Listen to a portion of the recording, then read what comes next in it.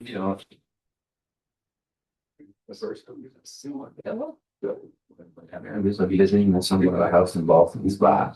He is now what it's like to be in June. So he's getting quite the education. What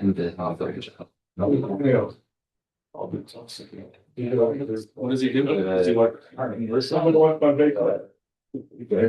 Hoping. Shipping. There will be for you. Right now, it was going in very poor mood. Medium. But some of those are his chefs going through there. We're trying to get there. Oh, no, really? So Interesting. it really is. Well, Bruce showed up, so they're careful for Sarah shows. You have a widget right out to get someplace. And then maybe on top of them out from somewhere. He arranges donkeys to carry it, or pellet outfits, and whatever is required from you, his job is to get pretty cool his box to that place. And then the price. And then there's some people. What guy came over? So, When's he over? but it has to go through paperwork. It just. Yeah. Yes. Getting an inspection. Yeah. So we can see you at Seagull more now? Oh, I'm still. I still. I talked to my mom. Oh, yeah. How are you doing? Cookie jar. Oh, boy, take a hold of it. So now I'm saying, glad you get where you are. It is what it is, you know, and the old guy would help you guys with that. Perfect. If you need your dog from home. I like it. You really don't. Yeah, I miss my. You're pretty old, but we have another one. Did my body what is best. I think you're, what do you get done for your fellowship? Both of those can do. He still fell. He's still doing the half time. So it's been. It didn't go well the first year, so I had to read it. It was kind of race time. Oh, there, yeah. Party favors for Bruce. How much do you want? Pretty You big. just want these? Or do you want more? That, no, that's purple. No, this is fine. Do you want more? I've got more. No, they can save it because you read the movie contact on line. Not that we ever actually had that. But They can come on over and pick it up at any time. I Yeah, actually if- was less than felt those maps out a little bit. Good. Eventually fell through. Oh, Just checks the box on his application. It's not good. Once the box is checked on the appropriate DOH form. That's that way I would make sure about it. all right, very good. Maybe that and why they say. We're done on why they still a fellow. Might still do it next year. Every year. What? The idea is to build the album every year, you know, then every move on. Oh, I don't know. How many fails is that? Well, actually, I think we put just about everything. Have an agenda. So. Everything I saw was fantastic. You don't drop anybody down the stairs? One. On the trip? Yeah, are you guys coming around? Yeah, last night. Was that, you're confused with the variance? The only time I was really concerned was when Madeline was doing. She's not much labor. Oh, yeah, there's some. All right. Now what do you think? And I will open it up. I feel like it's like. I think it just said 4 and an 8 day busted out. Yeah, we were. Literally after lunch, all that stuff. They go to work. As soon as he took a rest, AJ hops out. They took off to the sun the rest and leave. They laid the guy, the outpatient CT. It was very sad because New York Pizzeria was closed. They will leave for a few more weeks because they're doing. Who's contrast? So you can like. I should update you on it. I did she. Do you want us to? Not making that, won't be making pizza again anytime soon. They will be next. What is? Oh, no, you wouldn't be able to break that thing in the jacket. What is it? No, I know about it. It's on that. You guys can also run around the country with. We have the back in it. We're missing good. Dead body. Bodies. Well, next one on An age. It'll be great. Nice. Thank you. Yes.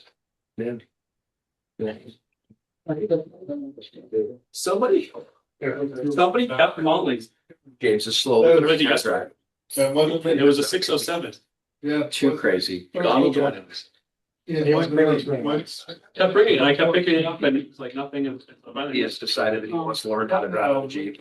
His brother said, I learned to drive a Jeep. Why aren't you making him do it? I'm not. All the area to drive. Yeah, I'm telling you. yeah, absolutely. That's what I figured. I felt Yeah. Oh, I think that's bullshit. So I actually made him drive me to. But the only reason I used was like, oh, I got new, yeah, there's, I looked at the schedule. Okay. for next year. Okay. Somebody who had switched from. Yeah, next time, yeah, I'll, cause I saw them, actually like two there. Yeah, I was looking at. Let me know. It's not really- oh, yeah, I guess the operator just got. Yeah. No, I brought it. He drove me up there. It was a number. So it was Hi. mile, Paramedic. including 787, a little bit of, Northway. Yeah, on the route, But I wasn't here 6 or 7 years. CFT or AMR. Like, there's no one. Nice to meet you. You know, that's all the thing. Oh, yeah. All right, well, now we know. Well, thanks for calling. Yeah. I'm sorry, say one more Do time. you recall a recent thing? Yeah. We have a committee set up. Hey, Beth. Working on that. That while we're just chatting, you should be on mute. That's what Art's just pointing out right now. Okay. Oh, yeah. I have to take it off yet. Okay. So the answer to 20 versus 20 hours, you're working on it. It's for a Yes. CFD crisis. Let's see, you already got it. Take it off. Did you review that case? No. I said it was fine. Somebody who had listened to it for you. Last year. Yes, you did. I think it's it. Like- No, no, that's good. Yeah, the extra 4 hours. No, I got this. This meeting is being recorded.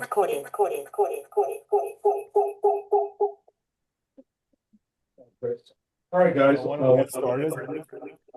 So welcome to the April meeting of the advisory committee. Hang on, let's get that. Here's. It's also on. Anybody? You picked up what?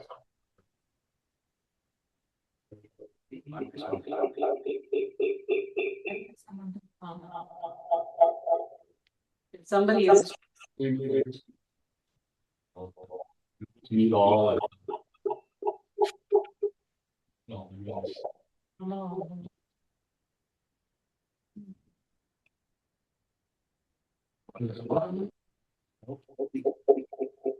She's done it.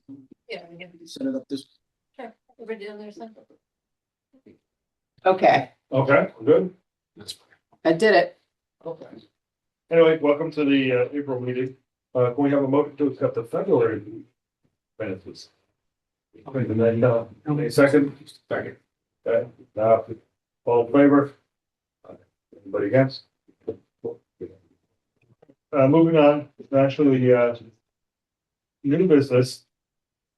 So you guys know, there are new regulations out from the DEA that are versus the EMS. Previously, agencies did not have their own DEA number. This is apparently a problem down in Suffolk County where I've been told that the Suffolk County EMS has been using their hospital DEA numbers. At least for my agency, it's not a problem because we've had our own DEA numbers since we started this. Because that was a recommendation of an AEMS years ago. So if you guys have your own DEA, your medical directors need to apply for one. And it's an agency, what that might. No, I think you're misinterpreting part of it.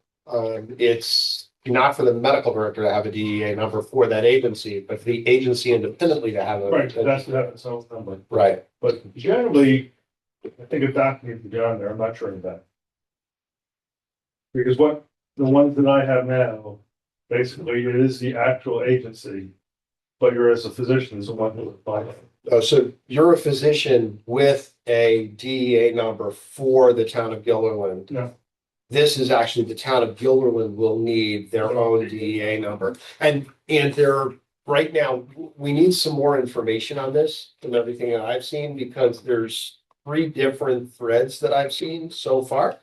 From one from a regulator, two from lawyers, and the three of them are, of course, different. Beth, do you have something on that? I believe that, I know that the agency has been, the division has been talking with, state controlled substances. I believe that the focus right now is 9 states where they're rolling out one. New York is not one of them yet. I do have some articles. I have the Federal Register, the NAEMSP article, and a PW&W article that if anybody wants more information about this, it's an interesting read. It's called Protecting Patient Access to Emergency Medications Act of 2017. The goal was to make it easier. I'm not sure whether or not we have officially made that goal when it came through the Federal Register. Stand by. I mean, just so you know, if you're a municipality, it's free. There's no charge. If you're not a municipality, I don't know what they're going to charge for a paid agency. I can tell you for physician standpoint, if I remember my run thing. $888 for 2 years or 3 years? 730 next year. For 3 years. License is 2, and the is 3. That's three. And I hate to tell you guys, when I started, it was $60 for 3 years. So, Is this only for those agencies that have controlled substances? Yes. Or is there ALS? Yeah. Or is Well, all ALS. substance, right, I mean, because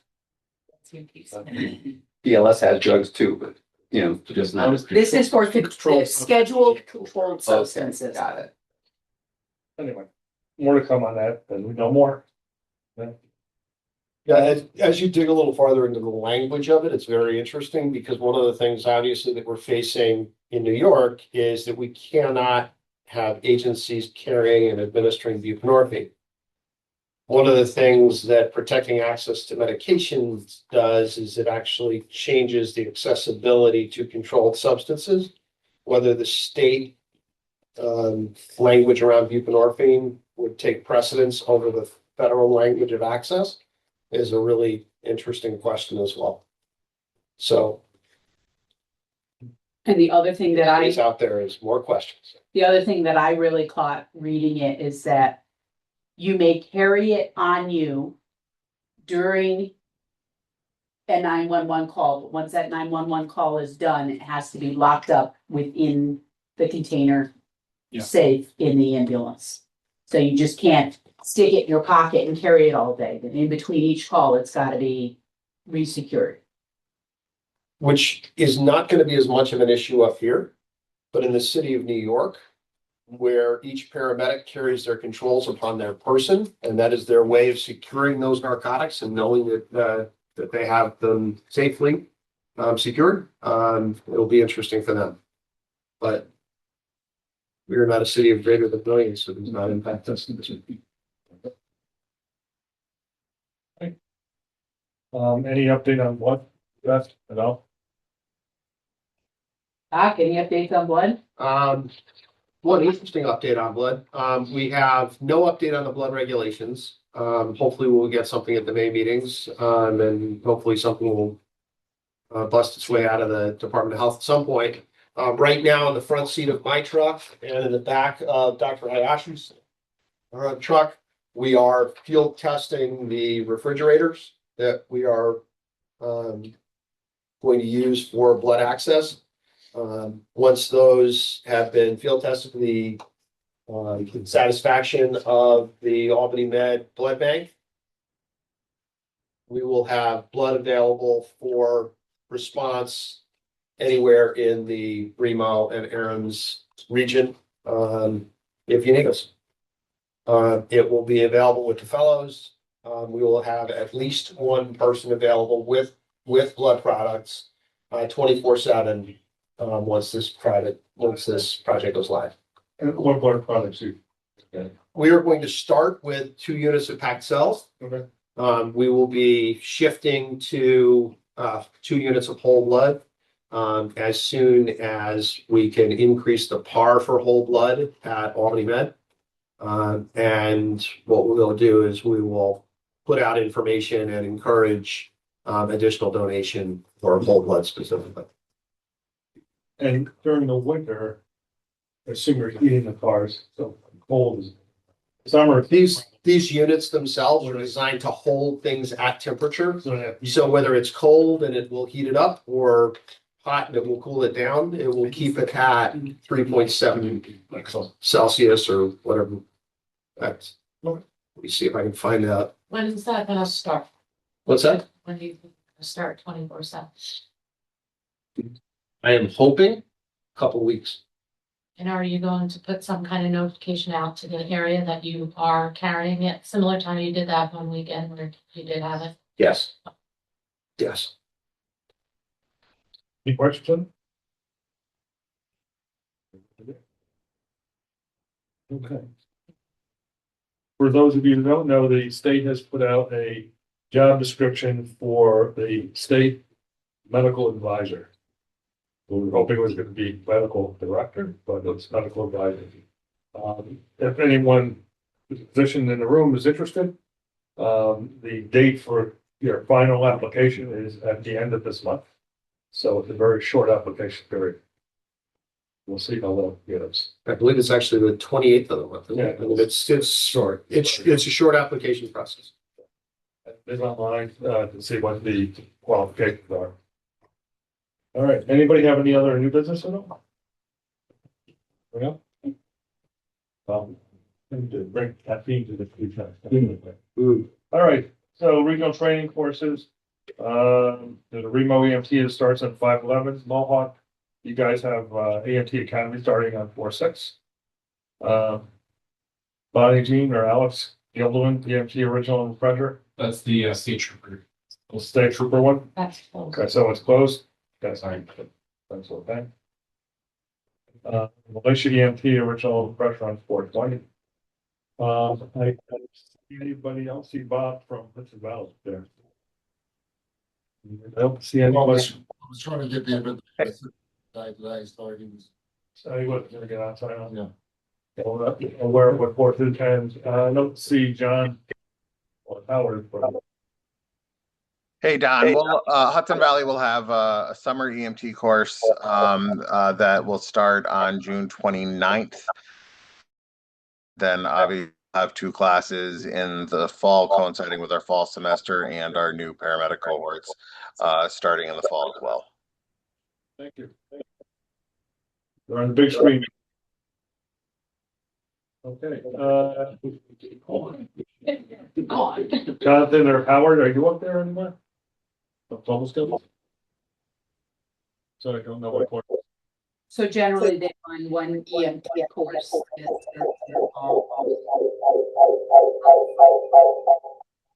With the corresponds with the beginning of the semester, and they will be starting their new paramedic cohort, and they will be having a outreach second hybrid location in Ulster County that I believe is going to have 16 seats.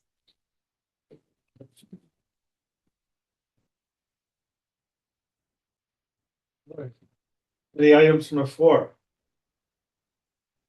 All right, we'll move right into the next meeting. Can I have a motion? Sure. I would like to bring up a question. When will supraglottic airway approval be coming through this committee?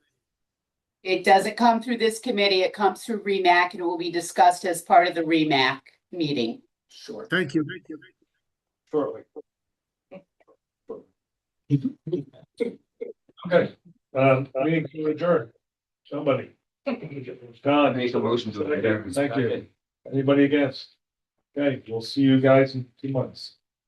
Okay, and in 3 seconds, we'll start the next one. Yes. So for the remake, can I get motion to approve the minutes probably for? Like, motion.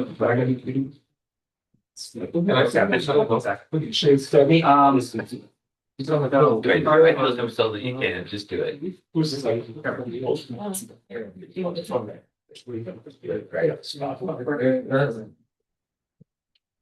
So correspondence was with Scott Swirly, President of New York, third has suspended 1 year effective 2/12/26.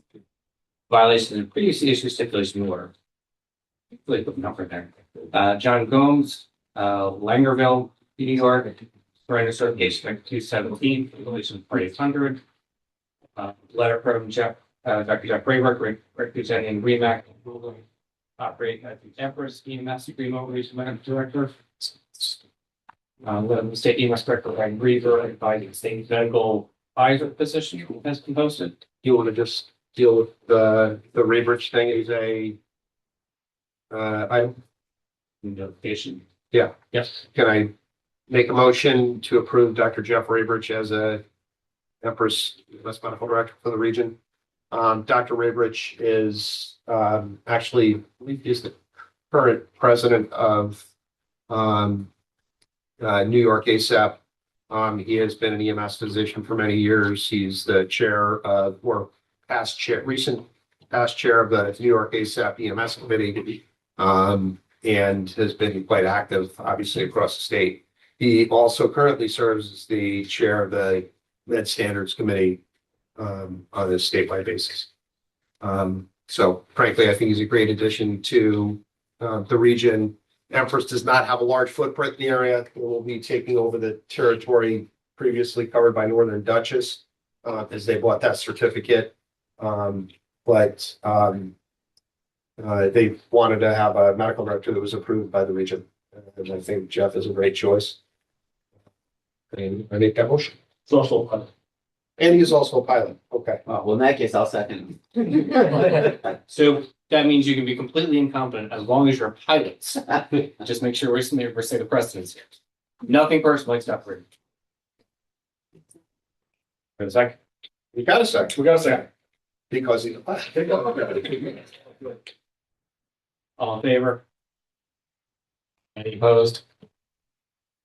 Anyone online opposed? Doesn't look like it. I have a whole lot of people there. No, we do enough for a while, so right. So motion passes, and thank you, Dr. Rich. Letter from Colony EMS requesting approval for their tactical AEMTs to perform needle with decompression case of tactical violence. So as another motion, we have within the protocols, AEMTs are not authorized to do needle decompression unless they are regionally approved as members of a tactical team. Colony EMS now has one advanced EMT with a significant background in military medicine. And we would like to allow him that opportunity should he be in a position as a member of that tactical team to need to decompress the chest. So I bring that as a motion, please. Thank you. Any discussion? Any discussion online? This doesn't apply, should any ADMT without military background join up for the team too, though, correct? It doesn't specify military experience. There's no requirement to be a military, have a background in the military. This is just my background for this individual as we expand. Because Colony does not on a regular basis use advanced EMTs. A military background is every person who gets trained, no matter what level of medic, gets that like first in. So it's not like experienced military. It's if you're a medic, you get it. All in favor? Any opposed? We'll probably know about that. Committee reports. Does anyone have a problem if we remove the line for academic and operations at this point, considering we're going directly from one to the other? I definitely don't. So I think we should go to Okay. Remsco, no meeting. Next will be in April, the end of this month. CMAC also canceled due to weather. Weather here was quite nice at the time. It was just downstate. Stack was also canceled. You want? Go ahead. Beth, you want to run us through some other items? We've had a good discussion from Albany Med about STEMI transfers and they actually said that there was only one that came in from CMH that had had a previous EMS transfer, which was pretty good, and it was very good considering that how did you put it? They were hiding their chest. They were hiding their symptoms. They were hiding their symptoms. My favorite one of those cases was one where Deb Funk actually took care of the patient. And there was great quality issues because the patient had not had a rapidly acquired EKG. Their chief complaint was tooth pain. They had pain right here, right there. Both the mandible lines. Exactly. Exactly. So they're also working on a direct to cath checklist if anybody would like to help in the development of that. They're going to, for the next time they report out in October, to look at if an EKG was done on initial EMS transport and report back to us. We're going to loop in St. Peter's and Ellis for a little more of this discussion. DNV visited Albany Med and highlighted a case from Mohawk where there was a cardiac arrest with left-sided Ross with left-sided paralysis. They were able to get neurology and neurosurgery there. And follow up from our December meeting from stroke. There have been improved pre-notifications to Albany Medical Center for strokes. We talked about traumas where we have strokes, traumas, sepsis. Not sure which is going on in any given day. Seeing a lot more of that blending, especially with the trauma criteria having the systolic less than 110. We're going to look a little more closely at ketamine, multiple dose versus single dose, if it's being given for pain versus single dose being given for pain versus multiple doses that are putting people into a dissociative state. So we're going to add GCS into our reporting on ketamine, follow up and have AMC see what tourniquets we're doing in the field and build a mechanism to share our findings with the ambulance community. Anything else, Doctor? But do you want to add the EMS charts? I'm sorry. Do you want to add the EMS charts CARES report request, which obvious death versus non-one? Oh, yes, thank you. Oh, the gentleman chart. Yes. As I do a lot of CARES data entry, one thing that would be very, very useful to me in terms of being able to sort charts quickly is that if you are not going to work someone, please use your field impression as obvious death. If you are going to work them, please use cardiac arrest.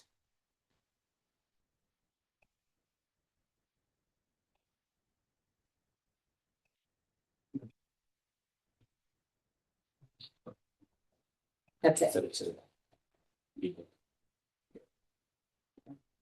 Thank you. Thank you. So agency updates and upgrades, be all the BLS modalities that people found the superconic giveaways. So superconic giveaways, ambulance, all those corners, the overlaying speculator ambulance for EMS. So these would just need approval. So, can I address this? Please. I have, when this all started, offline spoke with a couple of the physicians, predominantly Dr. Daly, and was given direction that I am doing the work, submitting everything, and reporting to Remac that it's done. The state is looking for a Remac approval letter for each one of these BLS modalities. I have sent in my checklist, and Dan Clayton has said my checklist is fine because I signed it at the bottom, I date it, and it says all the work is done and meets all the criteria. the division, it seems like 50% of the time they've issued the letters and 50% of the time Sean got back up, you still need Remac approval letter.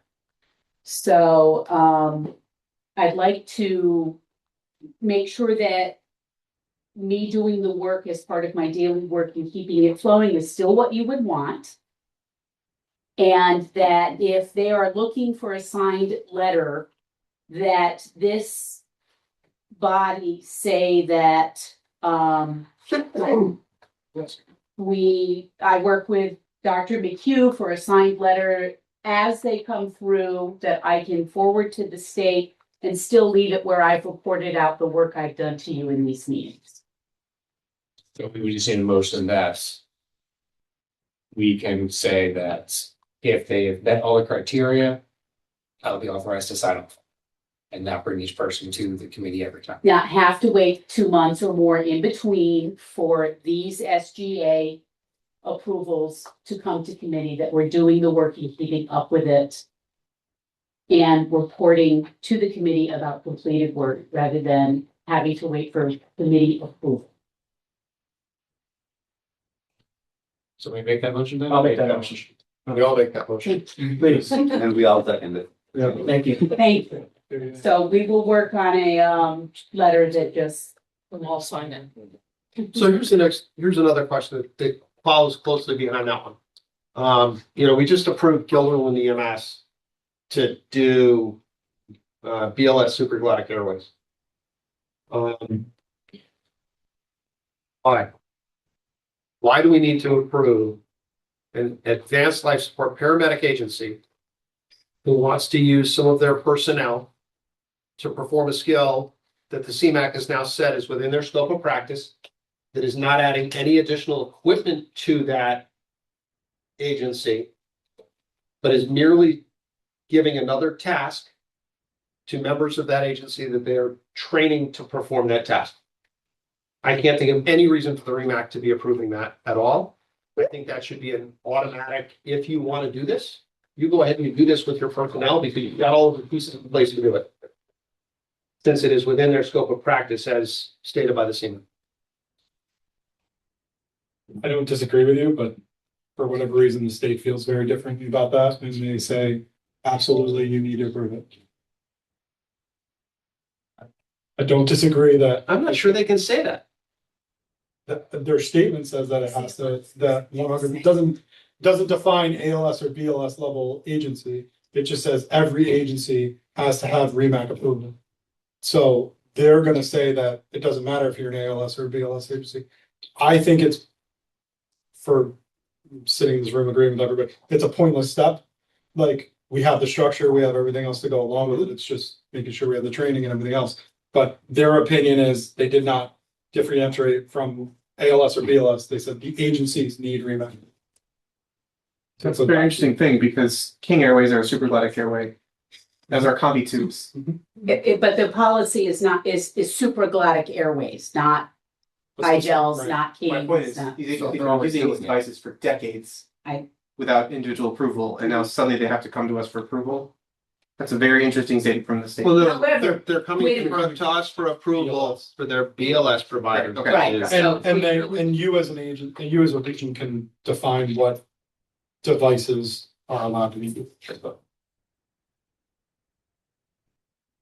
We've always brought BLS modality rates to this body. Can you guys, as the Remax, say you're just gonna do a blanket approval for the ALS agencies that have Superlonics?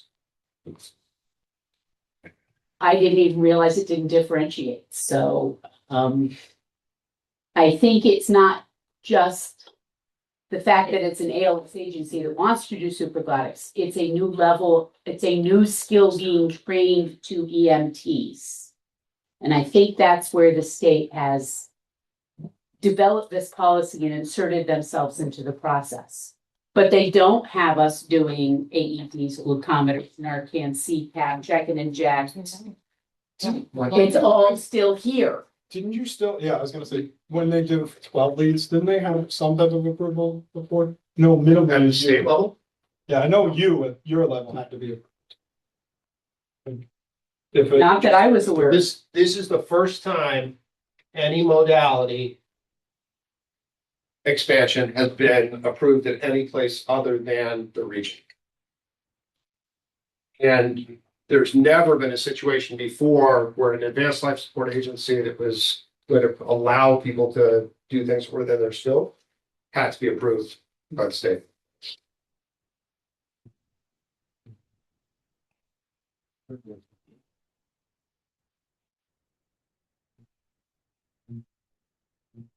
Is this something that we carry to CMAC?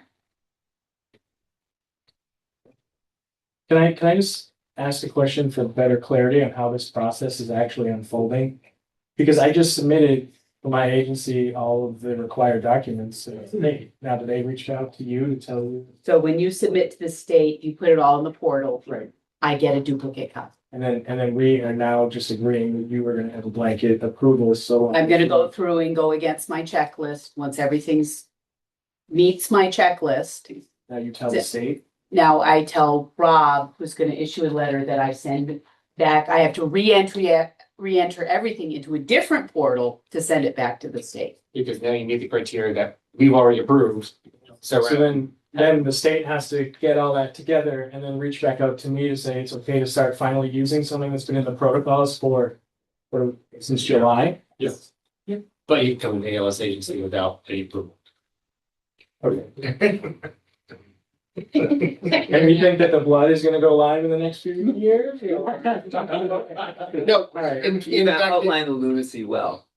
I'm just trying to make sure I understand. I'm still the new guy. that's a good point. We will know what day it is. That's really important. I don't mean to yell at you either, but I want them to hear what our conversation. You're delineating this really well.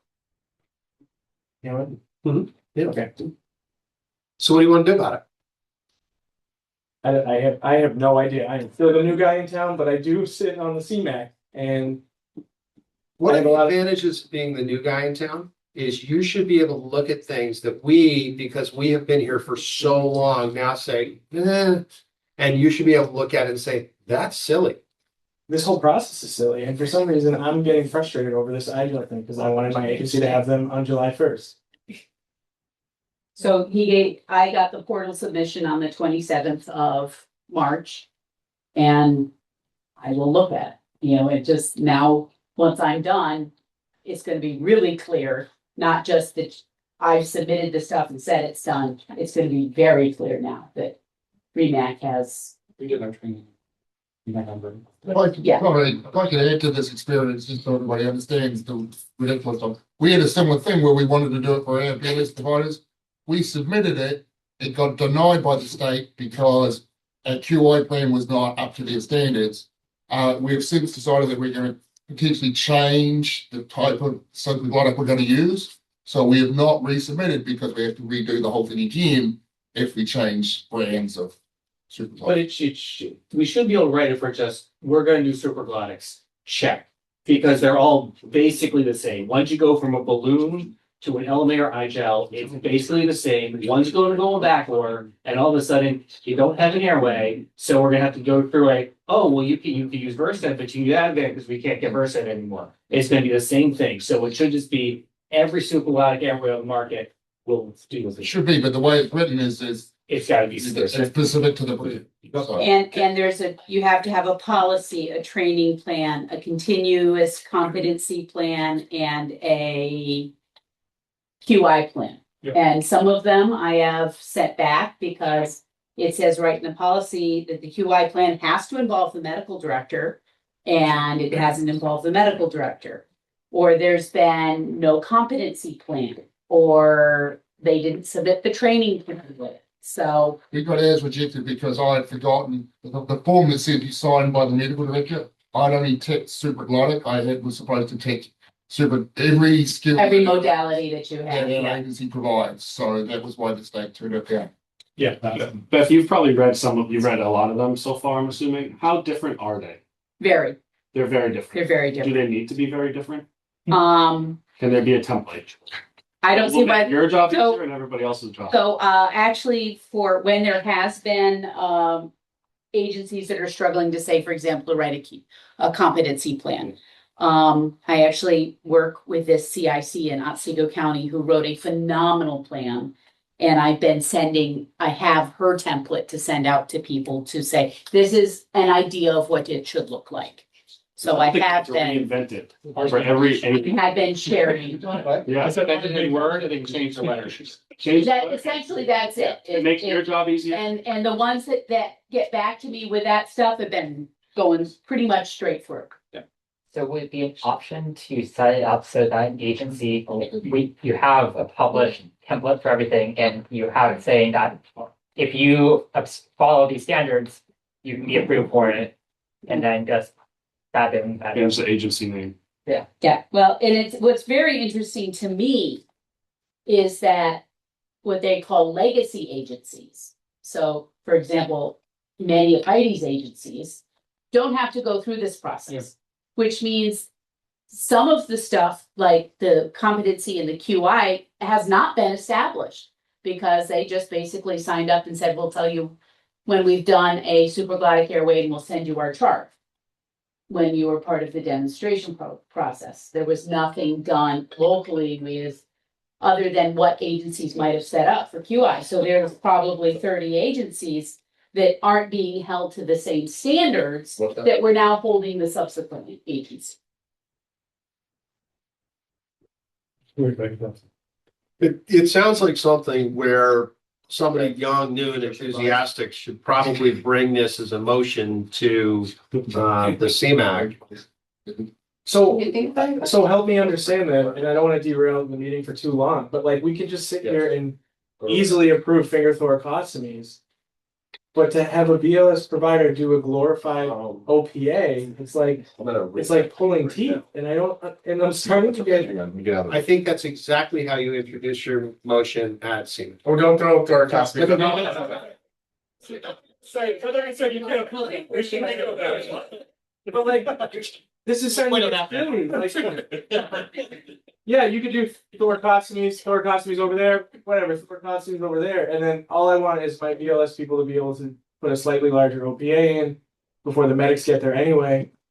And it's like, But I 100% support you. We should just, yeah. so I'll bring it up at the CMAT. I honestly just don't know what to say. I just think from long term, like, so these plans are gonna be modified. That's to sit right behind. Like every time we talk about, you wanna change devices. Are you gonna long term have to resubmit? And I Yes. don't think that that's really an acceptable thing. Cause again, if we determine that a new device is acceptable and we wanna use it, we should not have to go back through this process. It should It just should be go, a medical director discretion and we. and then change just it. notify the Right. Remac, just like you Right. came in Everything- and said, right. we've gone from iGels to the SG3. SG3. Yeah. And So, it was, you brought it in, you showed it to us, and it kind of got added to our mental list as an item that works well. So that's the part that I think you bring is that, all right, so you've made this initial process, but now the process one is complicated. It should just be, you've submitted It these should things be to a the region. one-page form this- saying, hey, Remac, We have we're this, gonna we do have this, this, we have we this, have we have these things Boom. done. And then legitimately, long-term, have a change in device or change in the program internally, like, what does it matter that you know what our QI program? It's the same form with a different box. Right, exactly. Like, I think that's the bigger problem is that we're now being tied up in bureaucracy long-term. If we ever want to change devices, it's gonna get to the point where people are gonna be like, I don't want to do it. Well, and here's the bigger problem, right? So right now, you have to say which device, you have to change your documentation around based on that device, right? And the state is actually not allowed to regulate which device. Right. So they're collecting this information, but it's not actually part of any of the pathways. When the only thing that really matters is the local conditions that are ultimately determining the choices of device. And local conditions and altering systems for local conditions is the purview of the Remac. And why you Period. don't just do it is because long-term, when they come in to inspect you, they're gonna GM. Yeah, if So, somebody puts a chart, Right. the BLS provider putting one in, right. Yeah. And then you're gonna meet a lot of, all of a sudden, everything you do is now. needs like that. So it's just easier to go through and get the approval, so you don't have to deal with it long term, but. It's just frustrating. It really is. Why don't we have to do this for any other piece of equipment on the truck? Well, when we came out with, when everyone started Because we have using classes videos, and we have to approve going for that, it was you just. Went Right. from DL to VL, and honestly, that's a bigger shift than shoving this in compared to what you just don't inflate it. Yeah. It's a lot easier to do than a straight BPM. I mean, Yeah, our people have excelled at, like, it's actually been great. So why don't you bring that up at CMAC? So we can make a motion, make this much easier. And then we'll send this out to them. Okay, I won't be at the CMAC in May. Oh. So we can push this out until next year. Well, you know. Year and a half. Might as well. You know two other Could physicians be a that will be there. thunderstorm, maybe they'll cancel. I'm the one that made the decision to cancel it. Well, you've made the right decision. Well, let's see, Thank we've you. got the chair of the CMAC and the chair of the council both sitting here. We should be able to do somewhere in all of that. That's something. Create- One of our new members was confused, so we're coming for clarity here. We'll still throw under the bus for it. Somehow we'll get it for them. You can throw me under the bus. We can use Help me that. understand. There's no understanding. We bless them. Yeah, no, I think we need to bring up all of these things, right? Because it's really, I think it's three different elements here. Number one, Advanced Life Support Agency, well, no, it's four, sorry. Advanced Life Support Agency wants to use their BLS providers to assist in cases of critical patient care, where they have the equipment, they have the training, there's no other questions. That's number one. Number two would be process of regional control over an intervention and these agencies. Number three would be device selection, which is clearly a regional process. And number four remains Bruce's windmill that he continues to tilt at, which is why can a BLSFR not do this when we have said it is in the scope of practice of a basic life support provider, and that BLSFR may be waiting for a transporting ambulance. This is one of those scenarios where it could very well be a life-saving intervention that is being precluded by bureaucracy, and that doesn't make any sense. So four different scenarios we need to. Can I just say out loud and remind everyone, the only indication for an IGEL at the BLS level is cardiac arrest. Like, we're not asking for such advanced clinical decision making. Are you suggesting that we cannot make these patients deader or? We cannot, correct.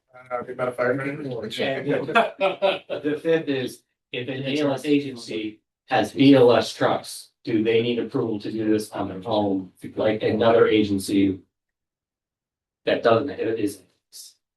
Yeah, that's been answered. That you can, the BLS, as long as it's the overall umbrella is ALS, then it's ALS.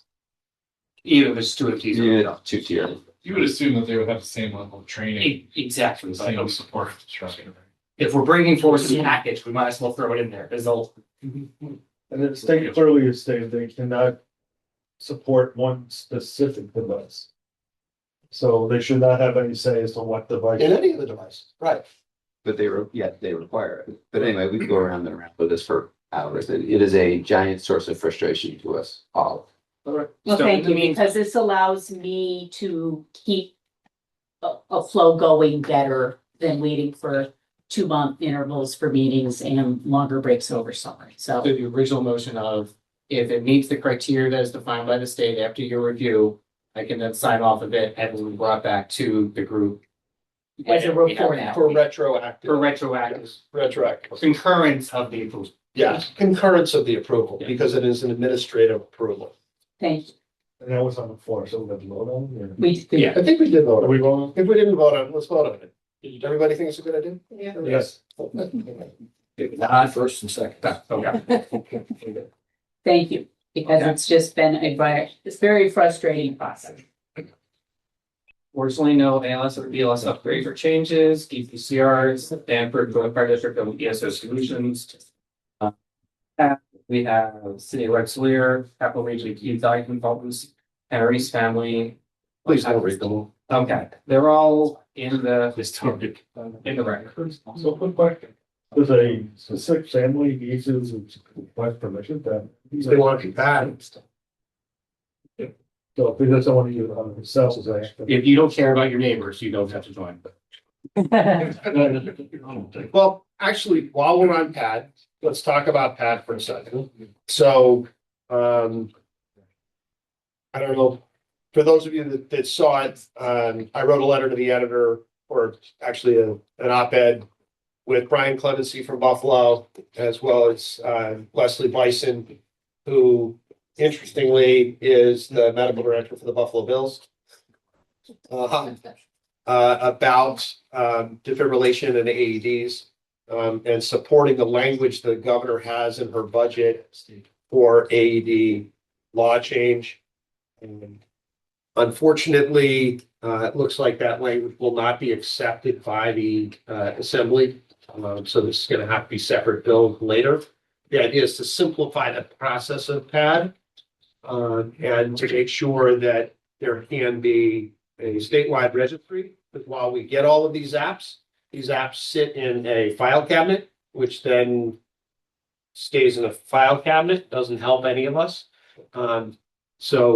Hopefully we will have a little bit of flexibility. The other thing that it will do is the language will also remove the requirement in Article 30,000 and B that a automatic external defibrillator in New York State is actually illegal. Only semi-automatic external defibrillators are legal because the device must interpret the cardiac rhythm. And then in 3000B, it says upon action of a provider, deliver a shock. So the 5 units, which are these cute, adorable little AEDs. If you haven't seen them, take a look at them. They're just cute as can be. All right. They're the next gen AED. They have Wi-Fi capabilities. US ALS provider can walk up and it'll display a QR code, and you can scan that QR code and see all the rhythms that have been captured by that AED. It will send that information anywhere you want to send it. It will notify you. It will go off and say there is a cardiac arrest. However far from that AED you want to create a geocode for it or geofence for it. Zoll has a similar module that works on theirs. I believe Stryker has something similar as well. But Vive has the whole package put together. But these are technically illegal in New York State. We'll note the entire campus at SUNY Binghamton has them everywhere. And Erie County is setting up a whole program with them. Erie County is setting up a program. This is just one of those regulatory things that just needs to get fixed because it's dumb. This was written in 1997 and has not been updated since then. Since we're on PAD, recently we had to request a list from Beth because we were looking for how many were in the top billing. You guys audited this last time too. Yeah, so my question is if you want to have public access to defibrillation and you go out and I'm St. Lucy's Church and I want it in my church and I put it there and I applied to the PAD, nobody's checking these things ever. Right. So the list is that there were some expired on the list, people don't have them. And B, our experience in Guilderland is that when someone asks us for a class, we always go there and check the AED. And we're finding out that these AEDs are recalled, expired battery, dead battery, and AED pads that are not working. So that, in my opinion, I could be wrong, that's a flaw in the application process. There should be some kind of, we check this thing. I know the application says you are required to check this thing. But you're certifying that they have them, putting out a list, and no one's rechecking them, or making you re-register them every 3 years or something like that. No. Beth and I were actually talking about whether or not there is a requirement to re-register them. And she was nice enough to actually give me a list of AEDs that we've got out there, some of which have been out there since 2003. Yeah. Which is nice. And some of the agencies don't exist. They don't exist like, Yeah, it's fun, and, it's kind of like, I remember, I think it was the movie Major League where they talk about wanting to bring people to camp, and, some of them were dead. Right? It's, unless there is a clear process that is going to ultimately guide this. Yeah. There isn't a way to do this. You can't do this from a file cabinet. I'm not sure that this is something that really should have people in this office engaged to do it at all. This is something that, quite frankly, you should be able to register your AED when you get it. It should be part of the sales process, and then it's just an automatic app that just works. See, I would just appreciate it more from like, this would be something I'd rather see submitted to the state. And then it automatically goes to the agency or municipalities or whatever It needs that's to go to supposed the to be. piece app, right? Right, so that you can register it on there. It's like, hey, you have a cardiac arrest, next door, there's an AED, go get it. Like, but right now the process is, you got an AED? I don't know. Okay, cool. We'll get somebody there. So every one of these applications was forwarded to the PSAP at the time of the application was made. But there is no way to know that that list is the only AEDs in your. No, there's no. Right? Absolutely. There are some pretty good registries. One of which we looked to start using a couple of years ago that ultimately COVID happened. But it would be good to bring that back to our to-do list. But it looks like the state is close to doing that. And if so, maybe that gets us out of the process of just moving paper around that doesn't really serve any function. And gets the data to the PSAPs the way it needs to. I just went on Amazon, I can buy 5 different AEDs and have them delivered by Thursday. Yeah. And you could have, if you pay a little extra, you got a doc sign off on it that says, I don't even through your medical director. You can put that far into it. I don't even know if we needed that. No, actually, they, Actually, a lot of them you'll pay for it. I bought Katrina one for Christmas. And it came with a piece of paper with a medical director's signature saying that we are authorized to use it. Wow. Where did I buy it? AED Superstore. Oh, yeah. And I did not use like her license or nothing. I just went on there. She wanted one because we travel with the kids in sports. Yep. And I bought it and it came with a letter with a medical director's signature on it saying, go for it. You want to No register paperwork your required. address, we'll. Refer once you can get to. So if you want to register your address, we'll put you on our list. But, yeah, she wanted one and I said, oh, what a great Christmas gift. Yeah. That's Yeah, what. do you have to notify the region if you change brand of AED? Yes, the sleep area's window, that's it. No, that doesn't matter. There is absolutely no notification it of goes any. back to the thoracotomy. You can do that. So I didn't have to register it or nothing, they just sent it to you, here you go, you got a credit card, they'll send it to you. It's private defibrillators, not a public act, the private act. They sell the BJ's, like you can walk in and just buy them. Yeah, Beth will be setting up a buyer's guide shortly, so everyone can get your own AEDs for Christmas. but it's just, I it's saw just the weird. Vive one. If I'm gonna buy anything, I'm buying that sucker, because that's How much just, is that?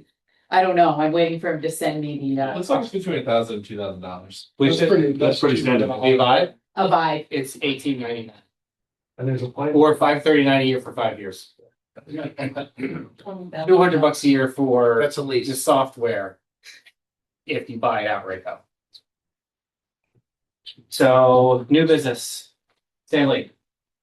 Can you guys pull up my presentation or?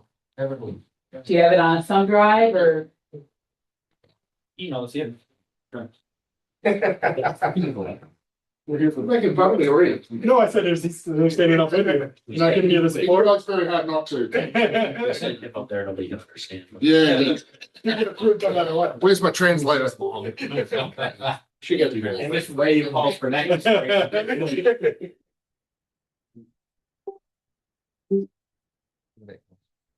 For anybody that doesn't know me, my name is Craig McMillan and I'm the executive director of Sand Lake Ambulance.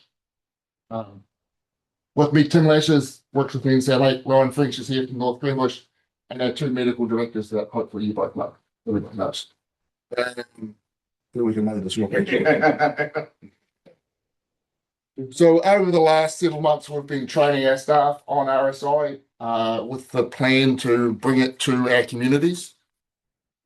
I'm getting there. That's right. I'm talking fast. It's kind of how I roll. Survival Explorer. There's a lot. Doesn't look like it's.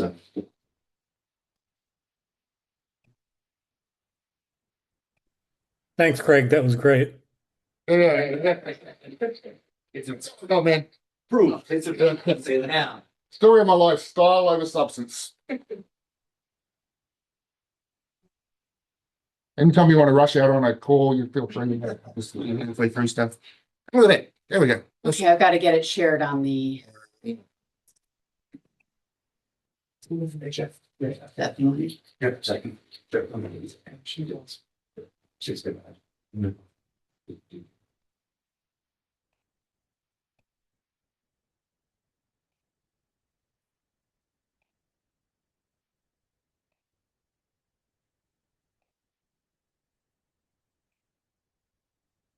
There you go, sir. Right, you Just let me know when to change. can move to the next one. Thank you.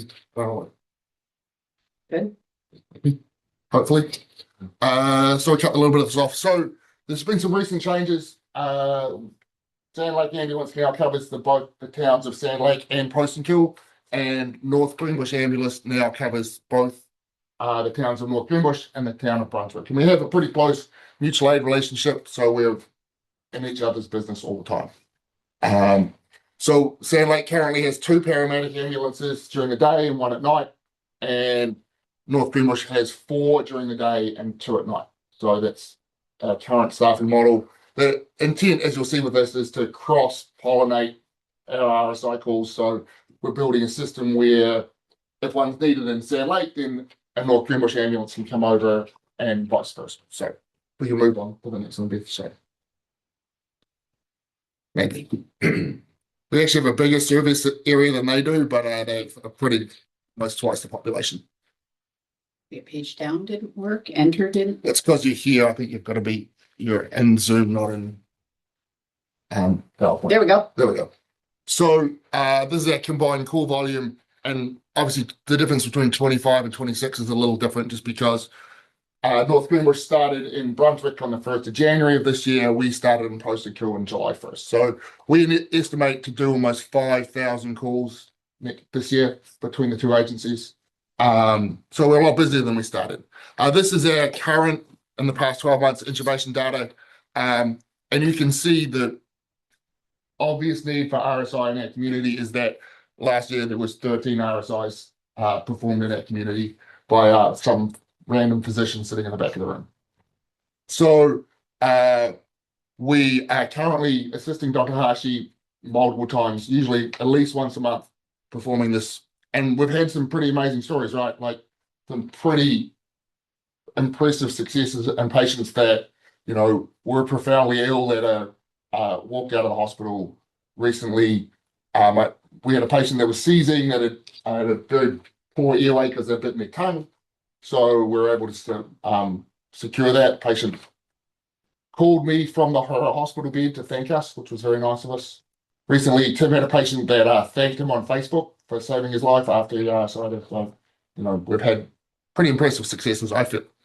So current intubation data outside RSI, 44 from 49 in the last 12 months puts us at 91% in the last 12 months. As you'll see in a minute, I think our numbers going forward are going to be better than that just because of the amount of training that we've put our guys through in the last, since when we run that first class, November, December last year.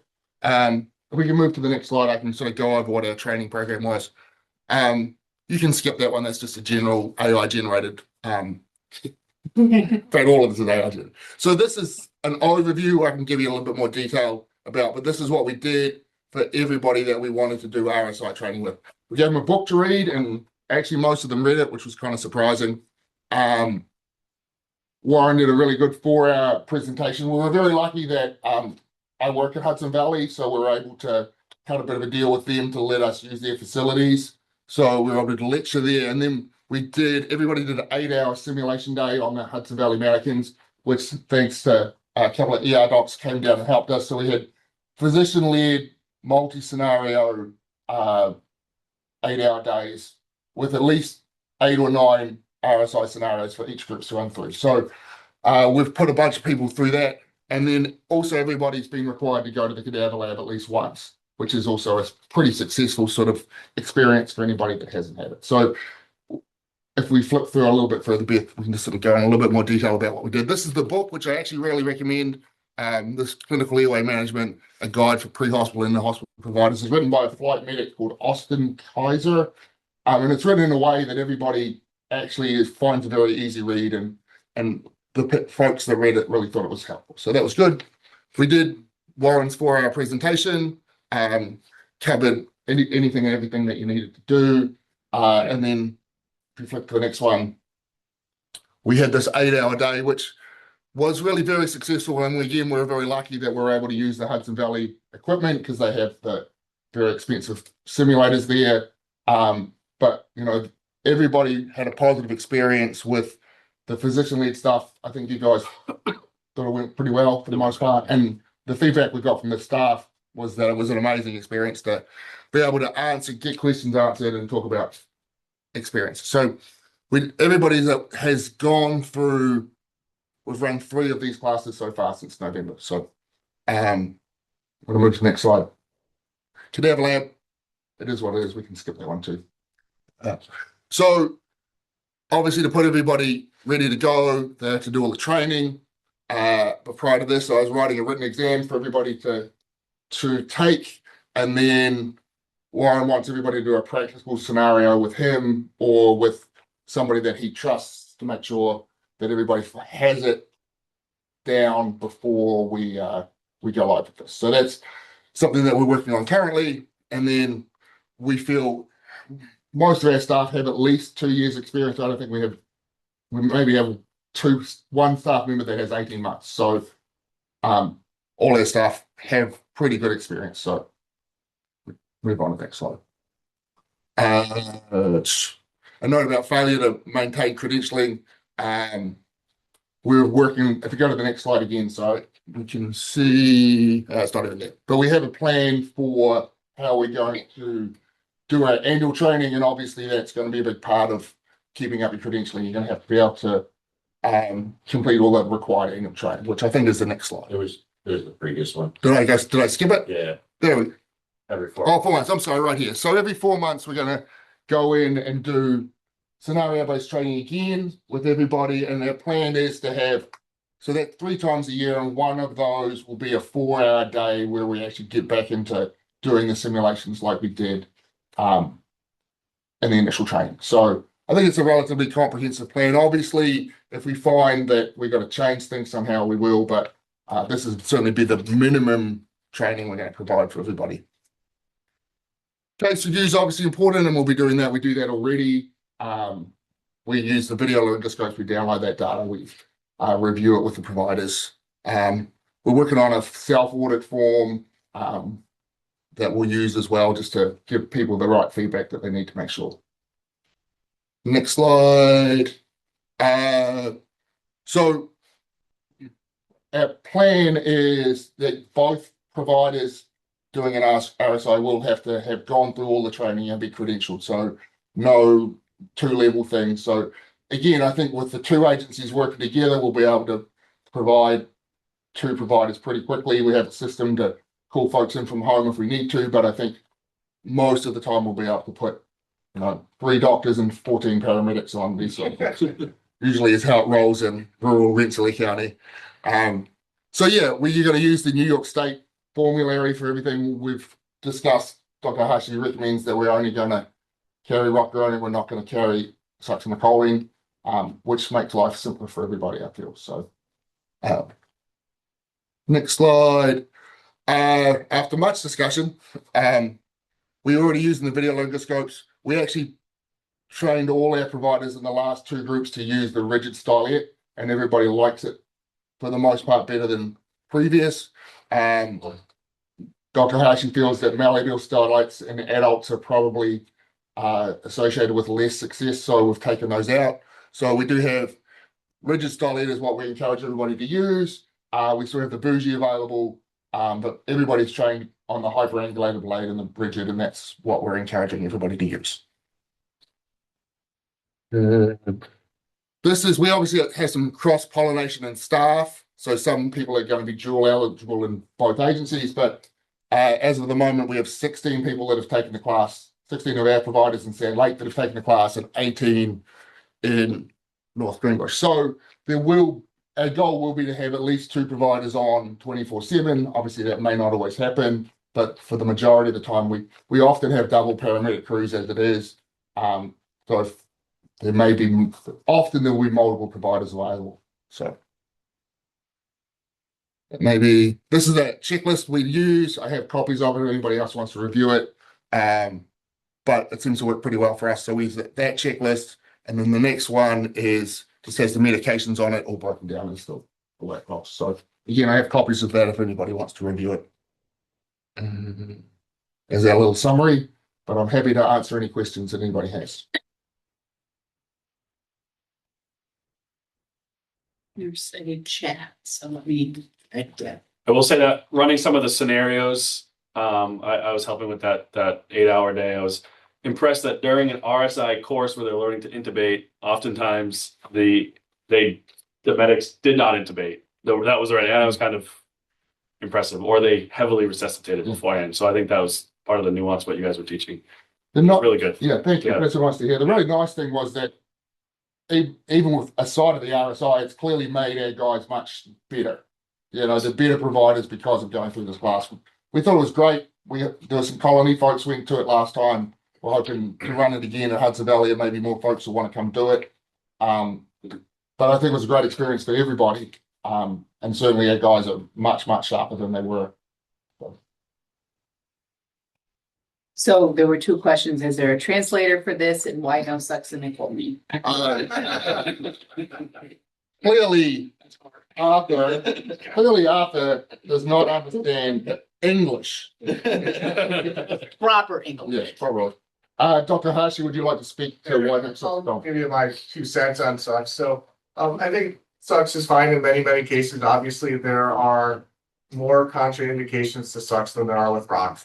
The downside of rock compared to sucks is obviously the extended period of paralysis. Originally a lot of people say, well, sucks is a little bit safer if you're really worried about this airway and can't establish something because it's going to wear off in 10 minutes or so. I would say if you can't do something else with the airway in 10 minutes, you're pretty foobarred anyways. Is sort of my personal opinion on that. So I think the only time that rock is really a little bit of a liability is when you have a neuro patient who you want to try and get a neuro exam on.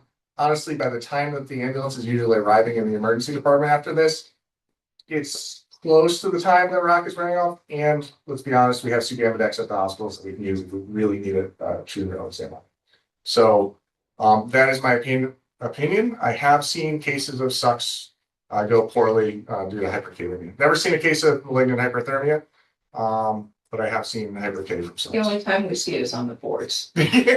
Sucks is the ideal medication for doing breast augmentation and something that you can cancel the case. For emergency medicine pre-hospital, I don't see good indications for using sucks. So that's just my opinion. So that's what our agency is going to do. But And then I think you addressed it, but the follow-up question was, there any concerns for the extended paralysis in the patient? Are you guys drilling in post-intubation sedation, given the fact that rock outlets everything? Yeah, if we go back to that checklist, if we can, or I can point out. Yeah, so, I mean, we spend a lot of time, I feel, on pre and post intubation resuscitation. So we use ketamine or Versed and fentanyl as the protocol follows. But I think it was pretty heavily emphasized in their class. It's part of the checklist. And it will be emphasized as a key component of their final credentialing practicals. Just on a different side note for this, but do you train your EMTs on the process and like have them learn the checklist? We found that benefit. Thank you. Yeah, that's in here. And we've had this discussion already that's probably it's essentially what we have to do going forward. We haven't had the opportunity other than a couple of the ones that came to the class to help us out, but we feel like it's an important part of it. Our goal is for our 4 hour, for every one of these, every 4 months to use 2 crews. So we'd have 2 EMTs and 2 paramedics. And then when we're going to do the 4 hour classes, our goal, if we can manage to do it, is to bring as many of the EMTs on it as we can. That way they're experiencing it with the doctors doing the simulation lab and everything like that, because just help them develop them and make them stronger. We just find like having an EMT, because we run EMT, having them do the checklist and stand there and read it off helps kind of separate everybody. We actually changed some of the verbiage on the checklist. Just for that reason, because we're like, we need to be a little more plain English. They're free enough to look for the end titles, look for the SVO2, look at the heart rate, and it works really well. Any other questions? No. I mean, it is our goal, right, to try and build this into something that Hudson Valley is very supportive of doing this again. So if anybody has 8 crews that they want to go to this sort of thing, reach out and we can try and make it happen. I think it was a great experience for everybody. Obviously, there's a cost involved, but we're looking at some sponsorship to try and defray some of that cost, but we can make it something that's available for everybody. I have a question for future stuff for maintenance. You'll obviously at some point have new medics come on.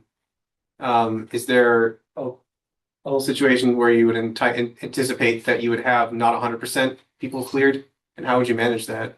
So we certainly will have that now because we have providers that have not gone through this class. So, I mean, it is our goal to have 24/7 coverage, but if we don't have coverage that day, we don't have coverage that day, and that's it. So, sort of the goal of this class is that if we had 3 people that needed it and Gilder needed 2 and Colony had 4, that we could run a class for all the agencies at Hudson Valley to get everybody their initial training. So that's what we hope to do.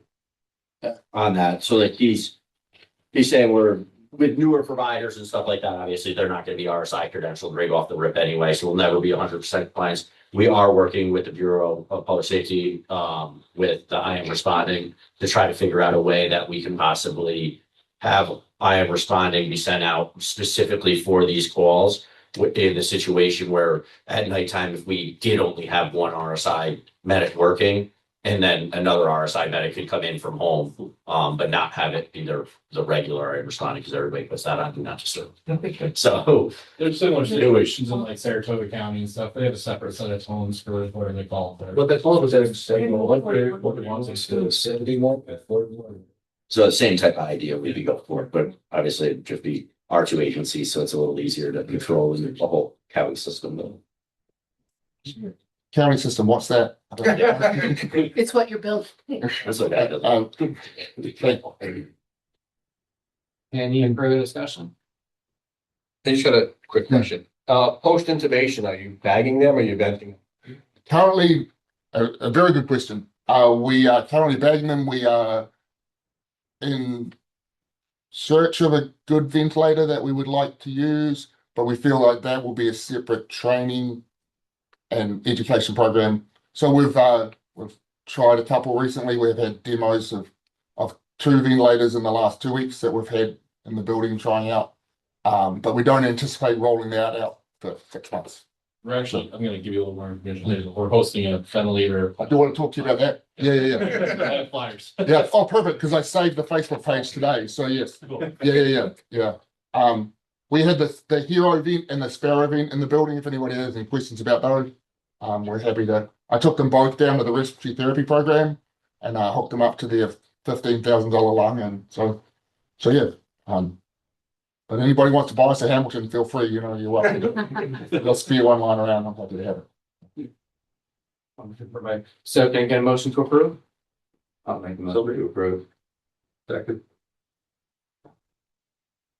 All in favor? Any opposed? Congratulations. Thank you, everybody. Appreciate it. let's pull it I'll out. pull it in a second.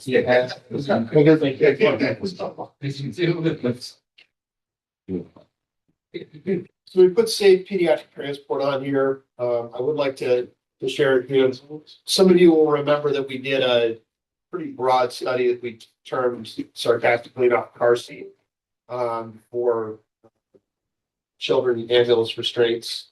I can't remember what the whole thing stood for, but it was slick. But we showed that we don't do a very good job of securing children appropriately on ambulance stretchers. I will tell you that there has been a drastic improvement since then. There will be further pushes, some from the division, some just from us encouraging it to have patients appropriately restrained, using the PD mate, using the neomate, using the ECR or whatever the new device is. There are some really good devices out there right now. The one thing that I would like us to, a couple of people to come together and help out with would be a plan for securing newborns and for looking for sick neonates and how we take care of those. For newborns themselves, for the healthy newborn, the best answer is something called the Aegis wrap, which basically looks like a tube top. They come in multiple sizes. I don't believe that we should have all of them on all of the ambulances, but I believe that people should have them accessible to them. So, on an agency level, I think people need to start thinking about how they're going to move a baby who is just born to the hospital. Talked to Ken a little bit. I know that Mohawk is moving towards having these available, which is great, because these are the hardest patients to transport that are healthy, because no mom who just delivered a baby is going to want to put her baby in a neomate on a stretcher. We can't keep that baby warm. We need to have a way to do that. The healthy baby, skin to skin contact with mom under the Aegis wrap is really the safest way to do that. And mom is the best monitor for that patient as well. The problem comes when we're dealing with a really sick neonatal child, neonate, because we don't have a way to keep that kid warm. We don't have a way to secure the kid. We don't have the equipment to care for that kid in many cases, because some of these babies are born early, and when they're little, the things that fit them ain't our ambulances. So that's what I think we need to start thinking about from a regional perspective, where we could put the resources in order to be able to get it out to people, and how we could do that effectively. So we can put that on our radar. A couple of people are interested in this. Let's get them together, have them work with the folks from the neonatal outreach team. Let's come up with a decent list of what should be in that regional resource, and then let's have some agents who are interested in stepping up and serving in that role. Because LifeNet uses a little, what's it called, a baby pod? Yeah, pod, which basically is a little mobile terrarium for children.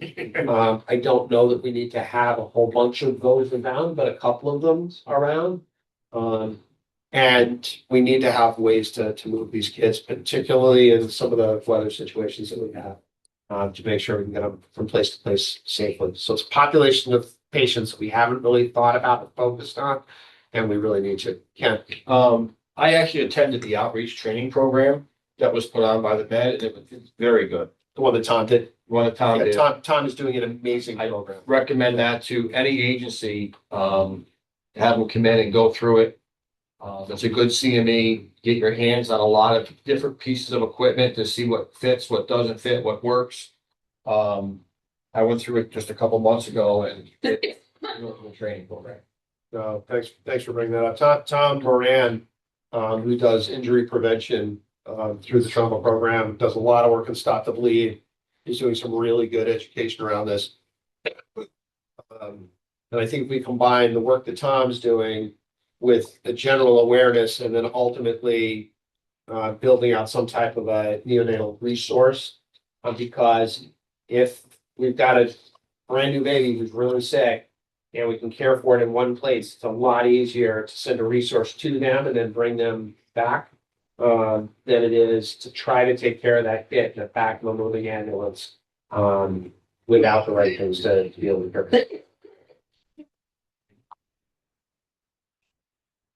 Okay? Well Okay. You're up next. In the meantime, How about if we skip over a couple of that? I think we'll skip over that section. Dr. Smith, discussion of light tag. Tom, you up there? Yes, I'm here. Okay, down there, right here.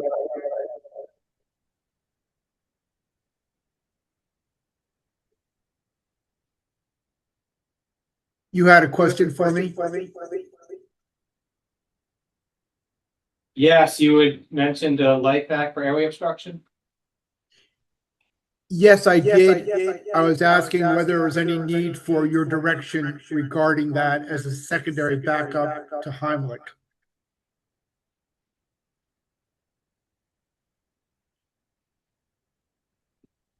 I don't know if we officially looked at it. Personally, I've looked into it for people who've commented before, and they have very good marketing. But when they do it on cadavers and things like that, it doesn't seem to make much of a difference. But that was looking into it years There's ago. some case reports of some pretty significant injuries from the life pack as well. But they have very, very good marketing and market penetration, particularly on Long Island. What I did not find in the literature is where it added anything after Heimlich failed. Sorry, Tom, couldn't hear you. I could find nothing in the literature that any suction device worked after a Heimlich failure. Agreed. That makes me skeptical. Getting lots of nods to agree with that. I think, yeah, I agree. I think you just don't know. I don't know, are we gonna regulate something we don't know? I think it's something for people who feel like are hurt someone with a Heimlich maneuver, and they would try that. If it's a device that's sold to, it's gotta be safe, for general population. Yeah, certainly, I might should still be the first. There's no question that Heimlich should be first. In fact, the FDA advisory that came out a couple weeks ago suggested the same. Yeah, so I think the agreement is we're not gonna recommend this. Okay. Back in line treatment, so it can be used when standard BLS protocols fail for the FDA. What about the IGEL? You don't need approval for this. Yeah, but now the hands of BLS first responder. So the light pack we can approve, but IGEL difference forgotten. Okay. Can you use the door constantly? The ability to provide airway and breathing in a dead person is still on hold.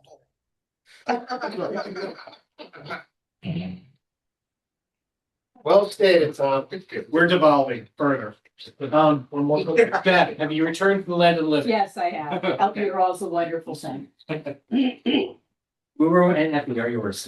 All right, Epi is Neffy, and I don't know if people are aware that there is an intranasal Narcan, or Narcan. Of course, there's an intranasal epinephrine for anaphylaxis, that looks very much like the Narcan. It's not confusing at all.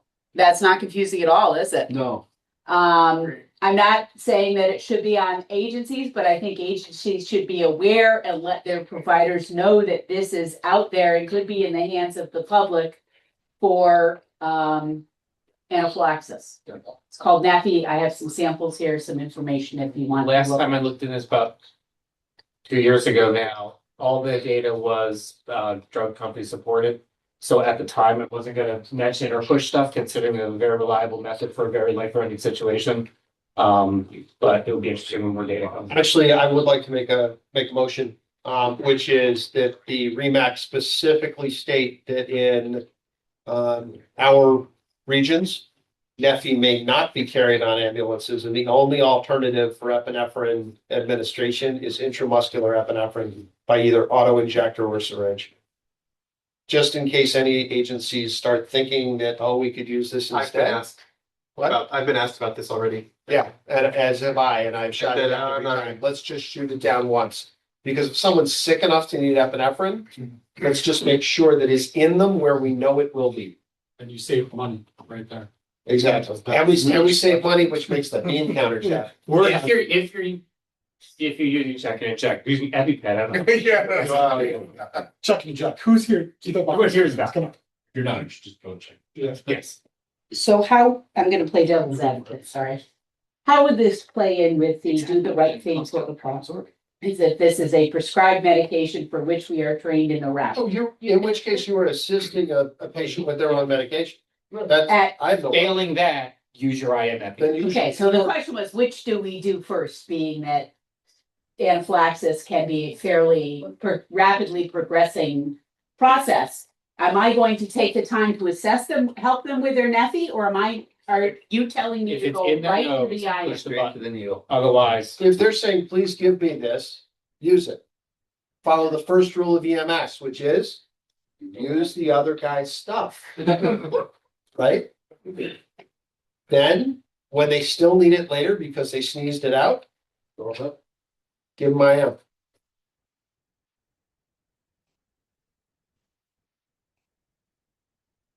So it's not that they can't assist with it, but agencies may not carry it in place of intramuscular epinephrine. And when you're redosing a second dose with the Neffy, it's same nostril as opposed to Narcan, which is opposite nostril.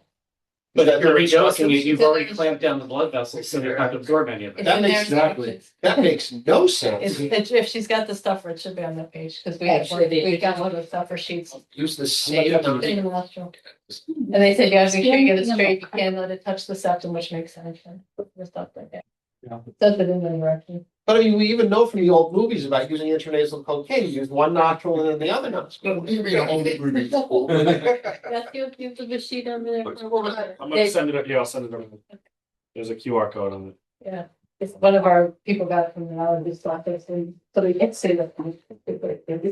So, but it's also intranasal glucagon now, which does, and it's a great to have, it's much easier to fit around with syringe vials. Yeah, this isn't the same. That's Yeah. exactly Yeah, the exactly. trainers, I got the Trainer down is wicked. An emergency help. Medics won't be starting IVs in the future. Find the artery, say something there. First intubation. All right, so there's a motion on the floor, so much. Yeah. You want to state your motion? Neffy may not be carried in Got it. ambulances, and the only acceptable method of administration is intramuscular by epi auto-injector or check and inject syringe epinephrine. Second. Second. All in favor? Unless assisting the patient with their own prescribed.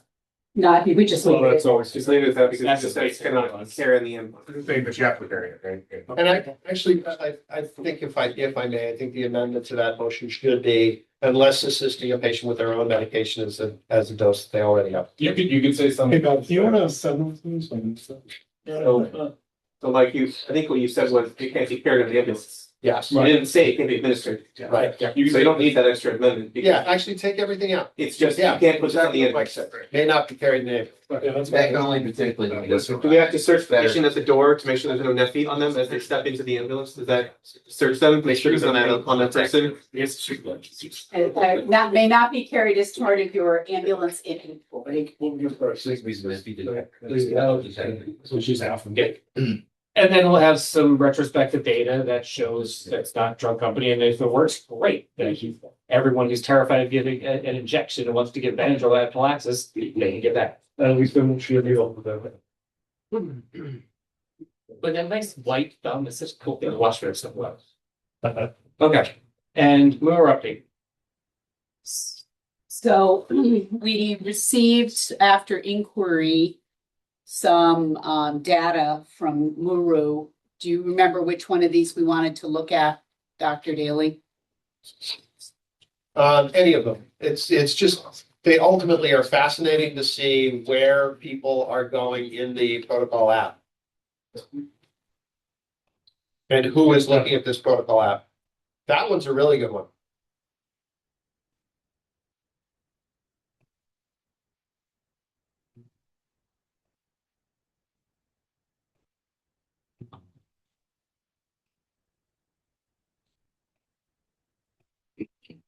There's no verification as to your level though, There is as you sign in going in. but it doesn't verify, it doesn't check. No, In fact, I tell EMTs to put themselves in paramedic so that they can view the ALS protocols, because otherwise they. otherwise they can only see the PLS Which protocols. is, Which is a complaint that we actually have in Tamaru that they are trying to figure out how they can work their way through. I don't know why somewhere in this, they decided that EMTs weren't capable of looking at the paramedic protocols. That must have been part of the RFP that nobody saw. Have you registered as a driver? What did you get? Yeah. Just the location. They approved hospitals. so we got it for both regions. If anybody's interested in it, give me a shout. I'll attach it to an email and get it out to you. Yeah, I think that they have told us that we were being sent these each quarter. I've never actually seen it. I have seen them, before. and I believe back in like March of 2024, maybe we had presented them just as we were starting to blend the Remacs. Mhm. I know I had taken them out, trotted them out once a long time ago. I'm not sure about which ones they're searching. It doesn't surprise me, doesn't matter if they're looking up, ALS providers are looking up pain management for number one. And seizures, like as you go down, and the same thing with ELS, they're looking at, okay, when can I give an albuterol, when, with stop points, stuff like that, so I'm not sure. Because cardiac arrest is pretty much drilled into your head. Yeah. It's reflexive. This is what you've got time to look at for details. Yeah, and then realizing the fact that.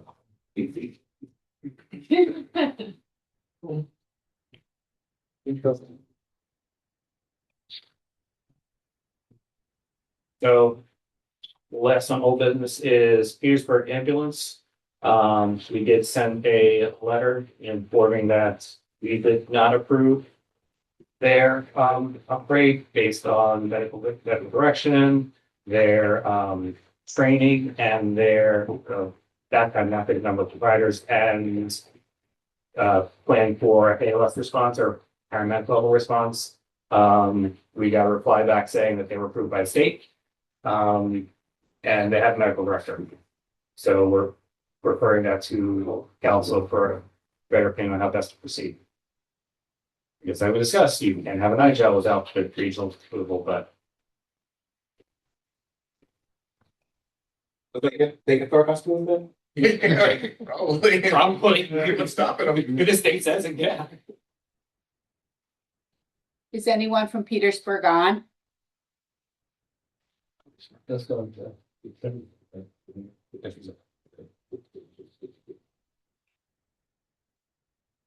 With that, any new business? I just have the ventilators back. When and where? They'll be held here at our station. Building, and it's hosted by us, but put on by Zoll. They're bringing in their main guy, I guess, for showing off their ventilator for giving training on it. So we'll be specifically on the Zoll ventilator, which is the ventilator.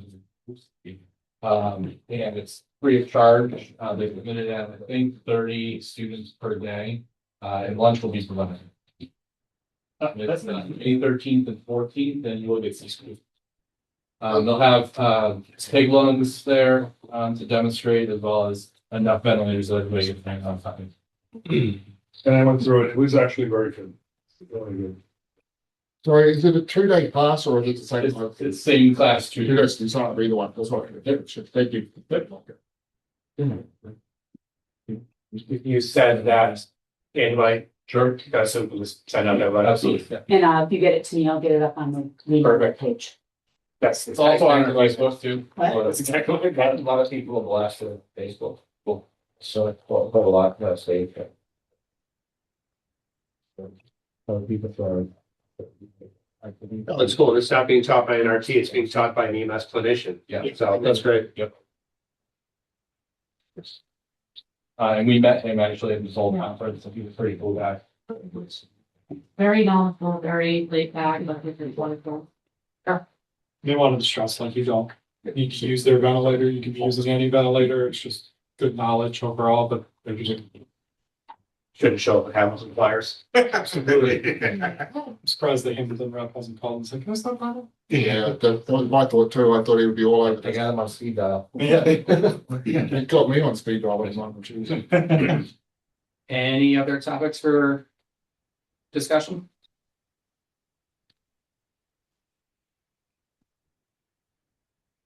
You turned pregnant pause. Yeah, a little pregnant.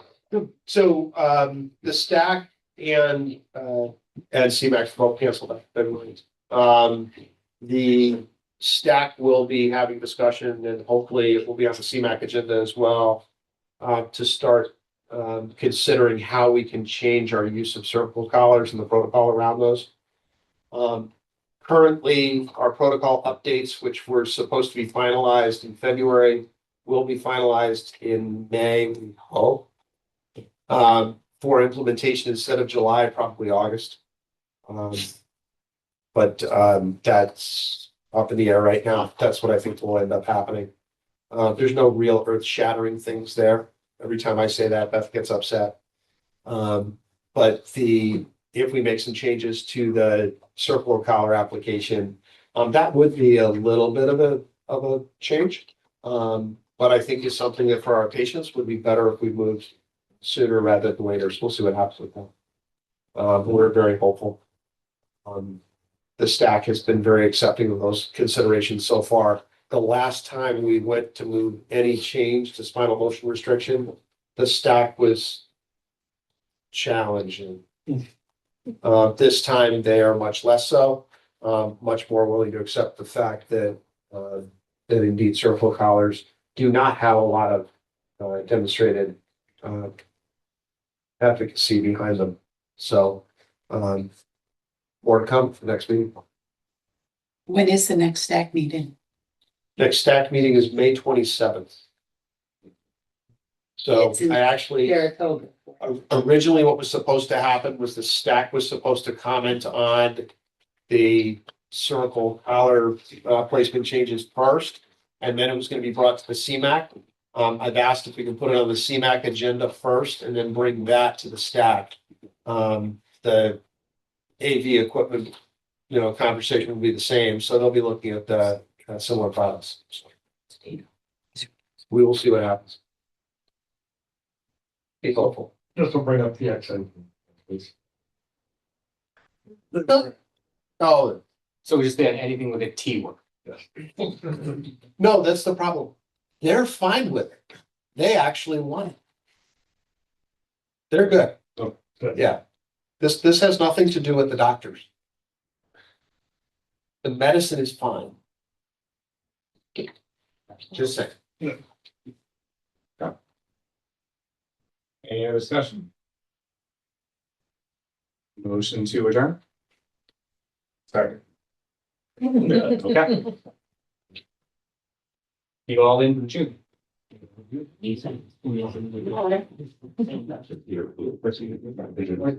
care, everyone. Which